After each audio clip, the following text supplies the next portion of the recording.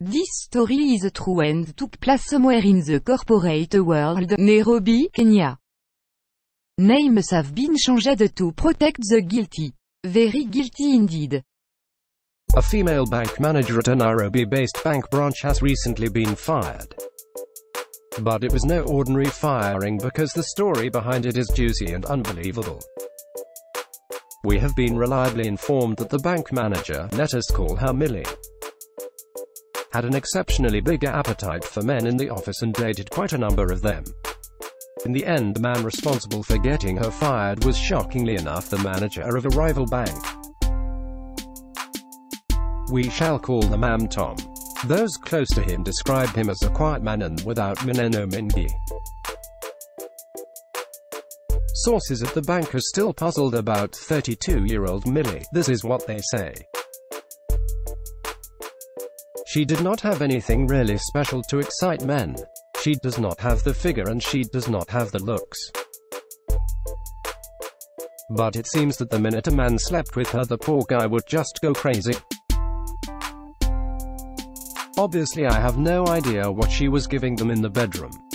End of quote. Tom, who was in his 50s and seemingly a responsible family man, completely changed when he started pushing with Millie.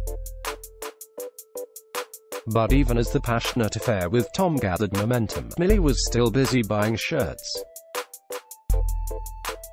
The shirts were for one of her male employees at the branch she headed. The boy was several years younger than her. She was also giving him some extra attention after banking hours. She admitted to another female employee that she had a terrible crush on this young hunk. But it was her affair with Tom that brought disaster. Tom's wife soon found out that she was the laughingstock of the city in the sun and paid Millie a visit at the bank. Sources say that Millie kept her cool and behaved very arrogantly towards Tom's wife. And what is worse, she continued seeing Tom with a vengeance. The next thing workers at the bank knew was that Tom's wife turned up at the bank CEO's office. The minute she confirmed that he was in his office, she caused a scene and started shouting at the top of her voice. The commotion caused several workers to come out of their offices in panic, wondering what was going on. Her trick worked like a dream and she was hurriedly granted audience with the embarrassed CEO. She did not waste any time in explaining her problem in great detail. And she was still talking loudly when the two emerged from the CEO's office. What kind of people do you employ in your bank that go after other people's husbands?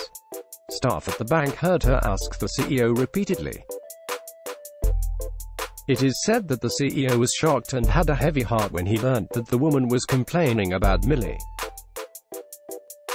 This is because Millie was one of his best managers. The CEO immediately fired Millie. She was his best manager, but bankers avoid drama at all costs. It is bad for business. The affair with Tom also ended, and somebody also stopped receiving gifts of shirts.